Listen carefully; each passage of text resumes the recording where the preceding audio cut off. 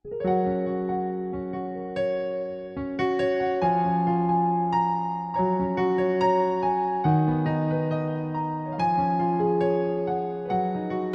Bapak yang dikasihi Tuhan, tiba saatnya kita akan sama-sama merenungkan firman Tuhan kita pada pagi hari ini.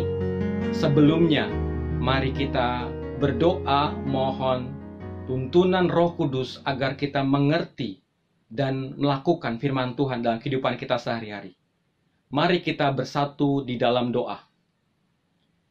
Bapa di dalam surga, kami akan sama-sama merenungkan firman Tuhan pada pagi hari ini. Biarlah Roh Kudus memampukan kami, agar kami mengerti firman-Mu, bahkan mempraktekannya dalam kehidupan kami sehari-hari. Bersabdalah pada kami ya Tuhan, karena kami siap mendengarkannya. Demi Kristus, kami sudah berdoa. Amin. Ibu Bapak yang dikasihi Tuhan, mari berdiri. Kita akan membaca firman Tuhan kita pada pagi hari ini dari Injil Matius. Matius 7, ayat 7 sampai ayatnya yang ke-11 yang mengatakan, hal pengabulan doa, mintalah maka akan diberikan kepadamu, carilah maka kamu akan mendapat, ketoklah maka pintu akan dibukakan bagimu. Karena setiap orang yang meminta menerima, dan setiap orang yang mencari mendapat, dan setiap orang yang mengetok, baginya pintu dibukakan. Adakah seorang daripadamu yang memberi batu kepada anaknya jika ia meminta roti? Atau memberi ular jika ia meminta ikan? Jadi, jika kamu yang jahat tahu memberi pemberian yang baik kepada anak-anakmu, apalagi Bapamu yang di sorga, Ia akan memberikan yang baik kepada mereka yang meminta kepadanya. Demikian firman Tuhan, terpujilah Tuhan, haleluya. Ibu Bapak yang dikasihi Tuhan, selamat pagi. Saya Penatua Yohanes Piris, berharap Bapak Ibu di dalam kondisi yang sehat dan tetap semangat, bahkan terus mau berakar, bertumbuh di dalam Tuhan, bahkan di masa-masa saat ini yang kita percaya bahwa kondisi tidak mendukung kita untuk kita bisa melakukan banyak hal. Bapak Ibu yang dikasihi Tuhan, tema kita pada pagi hari ini adalah konsisten berkomunikasi dengan Tuhan. Dan bahkan pada hari ini kita boleh sama-sama bersama dengan anggota Pelkat PKB merayakan hari ulang tahunnya Pelkat PKB GPIB yang ke-70. Bapak Ibu yang dikasihi Tuhan, tema kita, tema yang kalau saya boleh coba untuk uraikan, ada 3 kata yang menarik. Yang pertama kata konsisten. Yang kedua kata komunikasi. Yang ketiga kata Tuhan. Kata konsisten, kata yang cukup memotivasi. Kenapa? Karena konsisten itu identik dengan satu hal yang sesuai. Contohnya apa yang kita pikirkan itu sesuai dengan apa yang kita perbuat. Konsisten itu tetap tidak berubah-ubah. Kata yang kedua pun juga bukan kata yang asing buat Bapak Ibu dan saya. Kata komunikasi. Sebagai manusia ciptaan Tuhan, kita manusia yang tidak terlepas, artinya terhubung dengan manusia yang lain, sehingga mau tidak mau kita menjadi ciptaan Tuhan yang selalu berkomunikasi dengan sesama kita. Komunikasi, satu proses di mana ada percakapan, ada informasi dari yang A, orang A ke orang yang B. Sederhananya demikian Bapak Ibu, bicara soal komunikasi. Dan ada kata yang ketiga, kata yang saya yakin dan percaya, kata yang powerful. Saya bilang powerful kenapa? Karena dialah pencipta kita, kata Tuhan. Nah, Bapak Ibu, pada hari ini dengan tema ini kita mau sama-sama belajar bagaimana akhirnya seorang Kristen, Bapak Ibu dan saya, itu bisa konsisten berkomunikasi dengan Tuhan. Mengapa konsisten itu penting? Dan bagaimana caranya kita tetap berkomunikasi dengan Tuhan, bahkan khususnya pada pagi hari ini para anggota PKB sebagai kepala rumah tangga di setiap keluarga yang Tuhan hadir di sana. Bapak Ibu yang dikasihi Tuhan, sama-sama kita akan belajar dari ayat 7 sampai ayat yang ke-11 ini. Mari kita sama-sama memahami ayat demi ayat. Ayat 7 katakan bahwa mintalah maka kamu akan diberikan kepadamu, carilah maka kamu akan mendapat, ketoklah maka pintu akan dibukakan kepadamu. Mengapa kita harus konsisten berkomunikasi dengan Tuhan? Karena ayat 7 mengatakan kepada Bapak, Ibu, dan saya bahwa itulah yang dikehendaki Tuhan. Tuhan bilang ya, Tuhan katakan buat Bapak, Ibu, dan saya untuk meminta, untuk mencari, untuk mengetuk. Dan itu yang disampaikan oleh Yesus di dalam khotbahnya, khotbah di bukitnya. Rangkaian khotbah yang begitu panjang dan sangat powerful. Dan Yesus mengajarkan kepada orang-orang yang mendengarkannya bahwa inilah hal pengabulan doa, di mana di dalamnya Tuhan inginkan manusia berelasi dengan Dia. Bahkan Tuhan kasih tahu caranya, Bapak Ibu.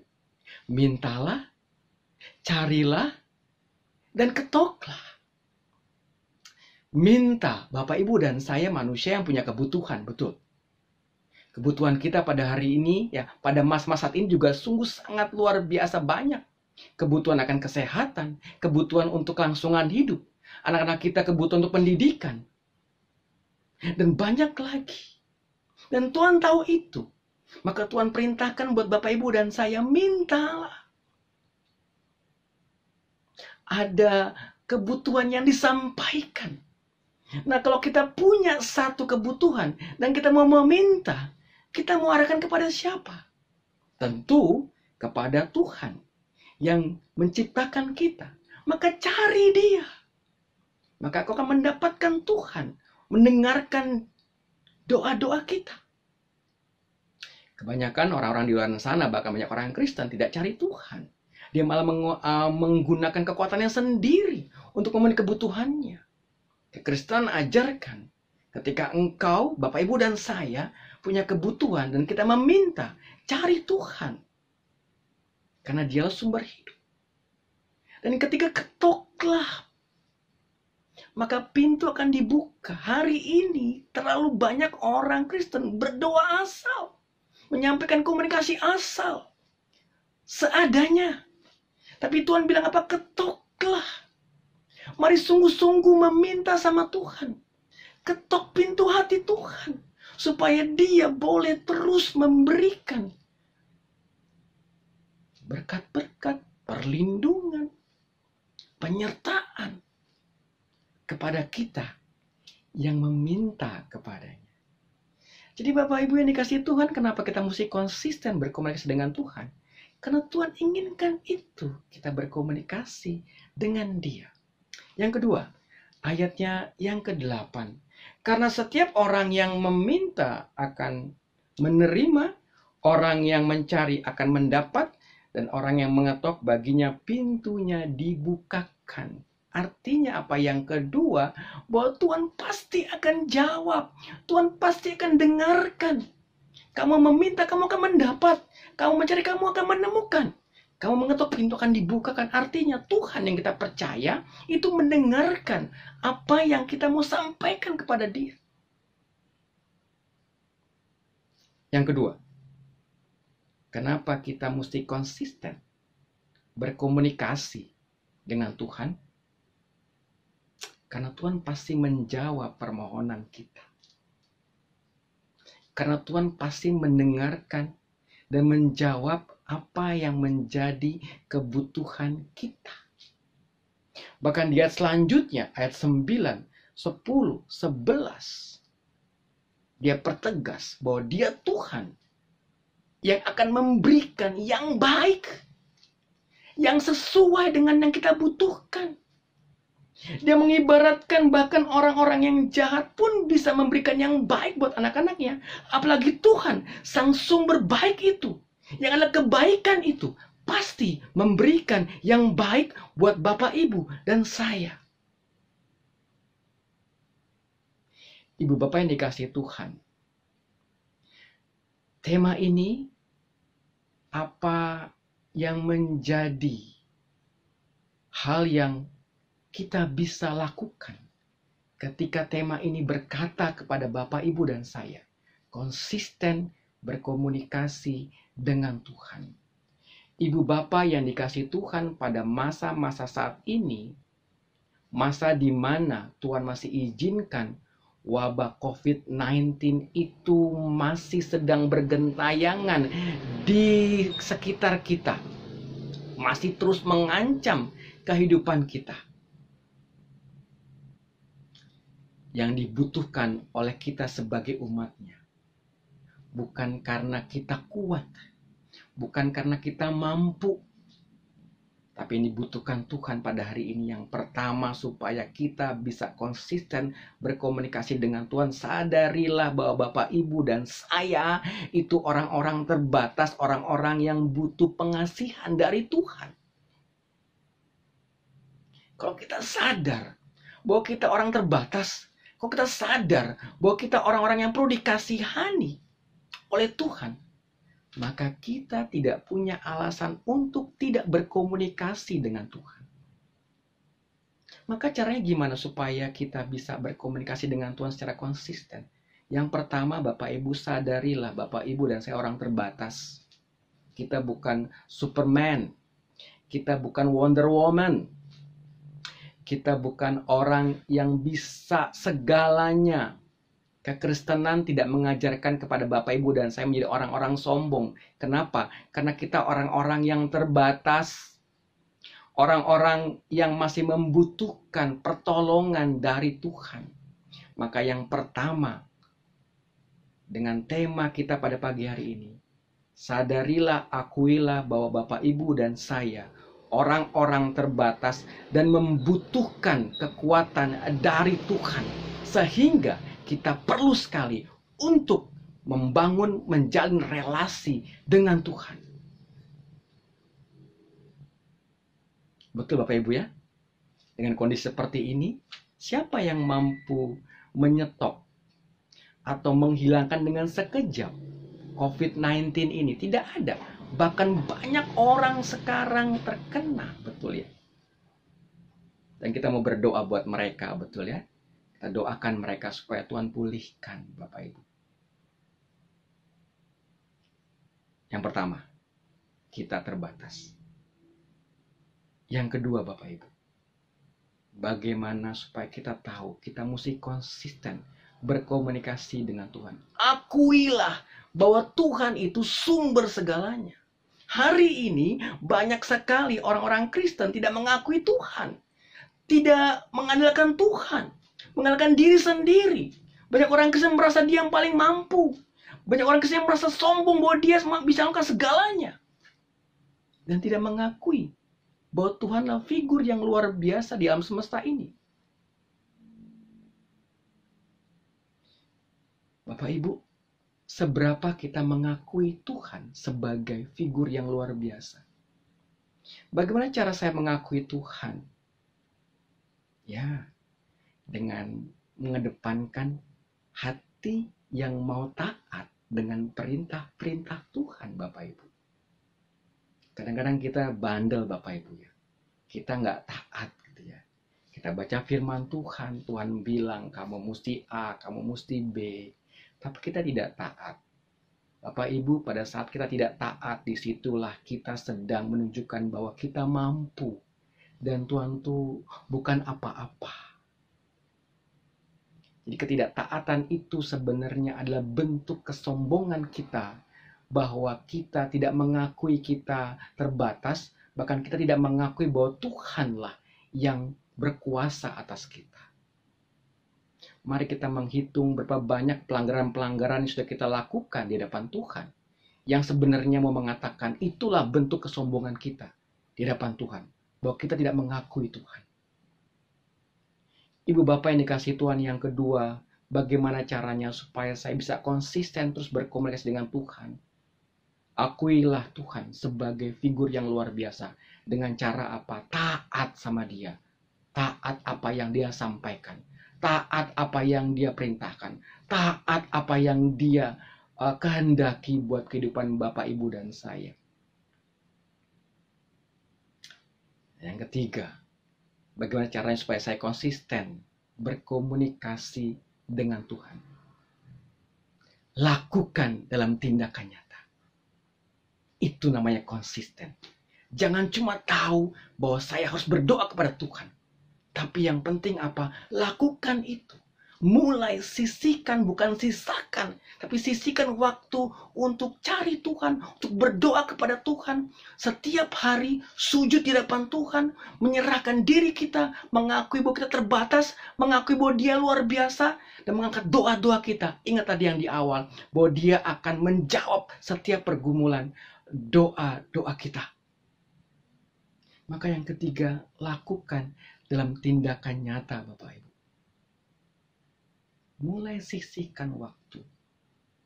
Mulai kasih waktu. Mulai siapkan waktu terbaik ketemu Tuhan setiap hari. Aku sudah. Bahkan aku sering mendengar banyak hal yang rohani. Bagus. Tingkatkan itu, Bapak Ibu. Bahkan di masa pandemik saat ini, ya, di rumah saja, justru banyak sekali waktu kita bisa melakukan banyak hal untuk berkomunikasi dengan Tuhan. Bahkan dengan berkomunikasi dengan Tuhan, itu menguatkan iman kita, menguatkan imun kita, sehingga kita bisa tetap bertahan di tengah-tengah COVID ini. Bapak Ibu yang dikasih Tuhan, yang ketiga, lakukan itu. Mulai sisihkan waktu, bukan sisakan ya. Sisihkan waktu untuk bertemu dengan Tuhan. Bagi para anggota PKB yang hari ini kita boleh sama-sama merayakan hari ulang tahun yang ke-70 PKB GPIB. Bapak-bapak sebagai kepala rumah tangga di dalam keluarga-keluarga yang di dalamnya Tuhan hadir. Mari kita mengembangkan 3 hal ini. Akuilah sebagai seorang kepala rumah tangga, sebagai suami, sebagai ayah. Kita bukan orang yang sempurna. Kita bukan orang yang serba bisa. Kita bukan orang yang paling benar. Kita orang yang punya banyak kekurangan. Maka anggota PKB pun juga harus mengembangkan ini. Bahwa bapak-bapak di GPIB, Pelita Hidup, bapak-bapak yang punya banyak kekurangan, sehingga bapak-bapak ini perlu sekali pertolongan dari Tuhan melalui membangun komunikasi dengan Tuhan. Bapak-bapak yang hari ini pun juga harus mengakui bahwa Tuhanlah yang mampu menjawab setiap pergumulan kita, Bapak-bapak. Dengan cara apa? Dengan cara taat apa yang Tuhan katakan melalui firman Tuhan. Hari ini Tuhan katakan, ayo berelasi denganku. Mulai sisihkan waktu khusus untuk berelasi dengan Tuhan. Bahkan ketika di dalam rumah sebagai kepala rumah tangga, ajak keluarga bangun mesbah doa setiap malam, mengangkat setiap doa-doa, agar akhirnya Tuhan pasti mendengar setiap pergumulan doa kita. Dan bapak-bapak yang dikasih Tuhan, yang ketiga yang penting sekali, lakukan itu. Jangan tunda lagi. Hari ini sudah banyak umat Tuhan bersujud, melipat tangannya dan mengatakan, Tuhan, ini yang kami bisa lakukan. Kami mau mengetuk pintu hatimu supaya engkau boleh melawat, memulihkan bumi ini, bangsa ini. Dan anggota PKB pun harus juga melakukan demikian. Mulai membangun satu relasi dengan Tuhan secara konsisten dengan tindakan nyata. Sisihkan waktu khusus. Berdoa kepada Tuhan. Minta apa yang kita butuhkan. Cari Dia. Dan ketuk hatinya. Kita yakin Tuhan akan menjawab setiap pergumulan kita. Di umur yang ke-70, biarlah anggota PKB dalam pelekat PKB GPIB semakin bertumbuh, semakin punya relasi yang kuat bersama dengan Tuhan. Dan Tuhan selalu menyertai bapak-bapak, bahkan kita semua sekarang ini, sampai selama-lamanya. Tuhan memberkati Bapak Ibu. Amin.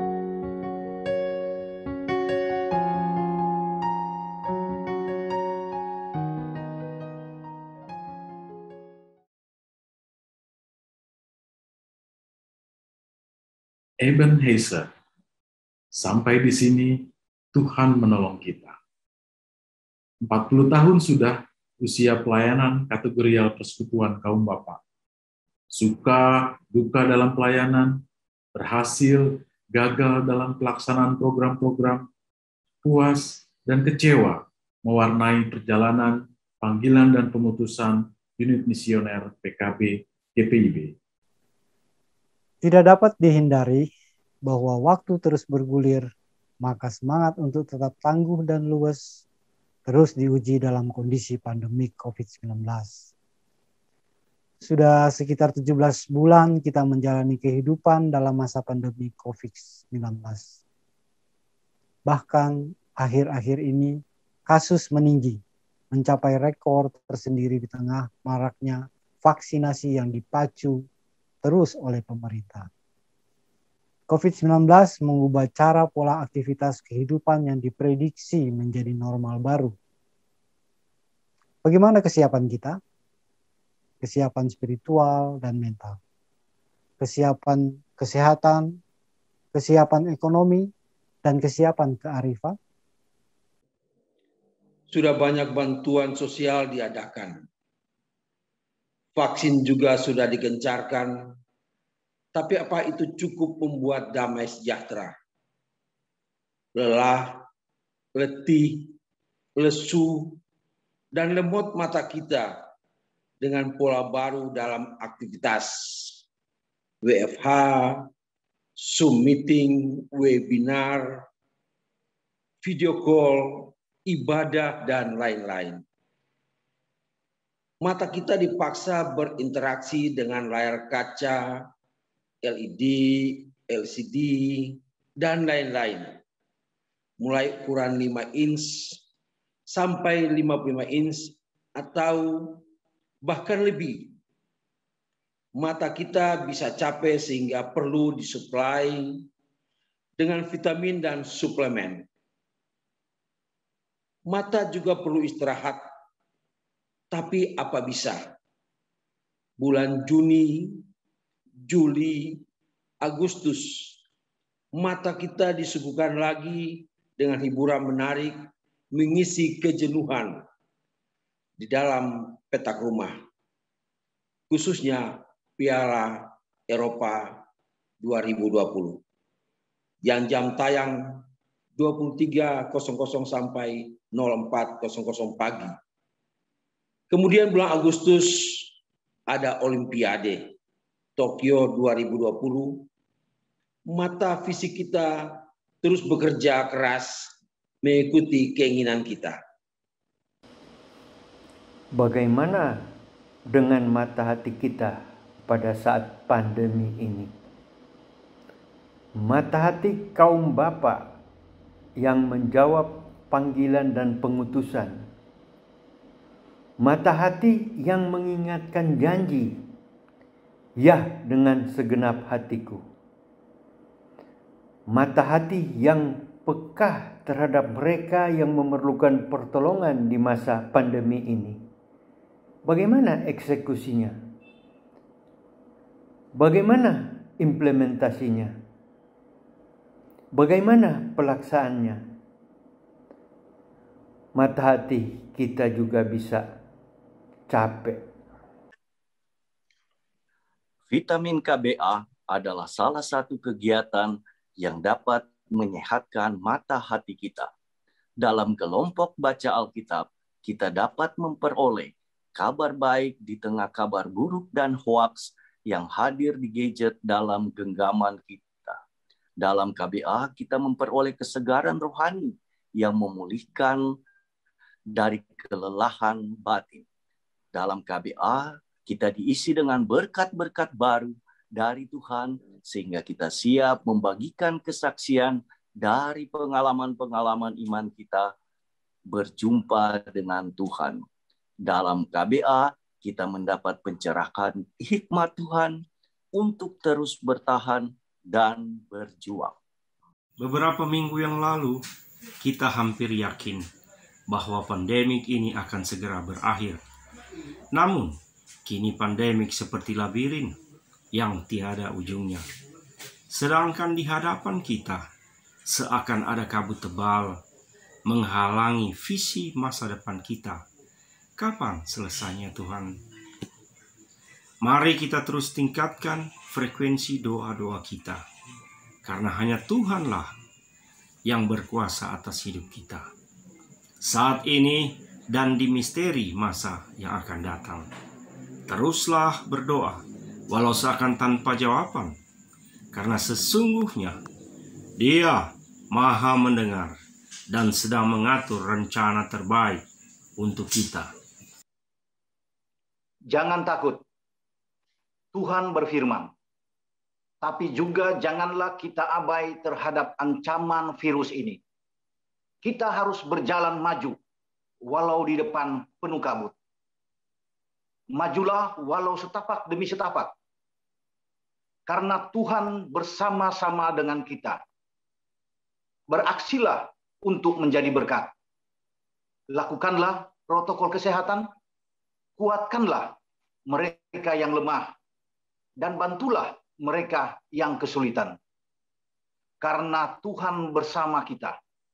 Jangan takut untuk menjadi berkat bagi sesama. Di tengah makin gelapnya dunia, marilah kita menjadi terang. Sampaikan kabar baik bahwa Tuhan tidak tidur. Karena Tuhan menolong kita sampai saat ini. Mari kita bersaksi bahwa Dia telah datang, menolong dan menyelamatkan kita. Walaupun pandemik ini seakan membawa semakin jauh dari visi kita, menghadirkan damai sejahtera bagi segala ciptaannya, tetaplah bersandar pada hikmat Tuhan. Berdoa, beraksi, dan bersaksi dalam hikmat Tuhan menjadi komitmen semua kaum Bapak GPIB. Generasi baru akan lahir dalam kehidupan normal yang mungkin sama sekali baru. Dunia ini akan terus berubah sesuai zamannya. Tapi firman Tuhan tidak berubah. Injil Tuhan adalah kabar baik sepanjang masa. Maka kita harus mewariskan kebiasaan membaca Alkitab pada generasi penerus. Mari Bapak-Bapak GPIB memimpin kebiasaan membaca Alkitab menjadi teladan dalam keluarga, persekutuan jemaat, dan juga bagi masyarakat. Dirgahayu Pancawindu PKB GPIB. PKB GPIB tangguh dan luas. Tuhan Yesus memberkati.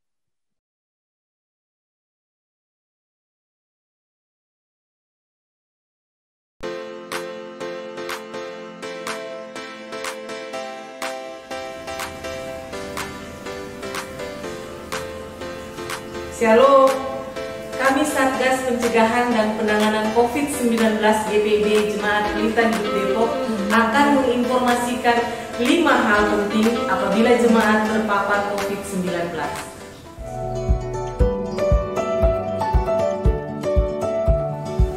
Pertama, tetap tenang, jangan panik, jangan merasa bersalah.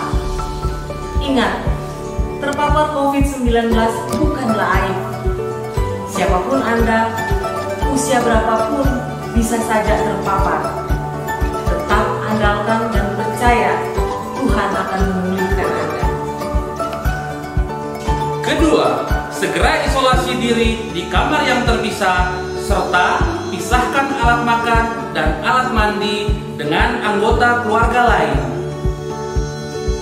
Ketiga, hubungi puskesmas terdekat agar mendapatkan penanganan, perawatan, dan pendampingan, serta meminta bantuan untuk dicarikan ruang isolasi. Jika tidak memungkinkan, melakukan isolasi di rumah. Keempat, minta anggota keluarga yang sehat untuk memberitahukan pengurus RT agar mereka dapat membantu Anda jika diperlukan.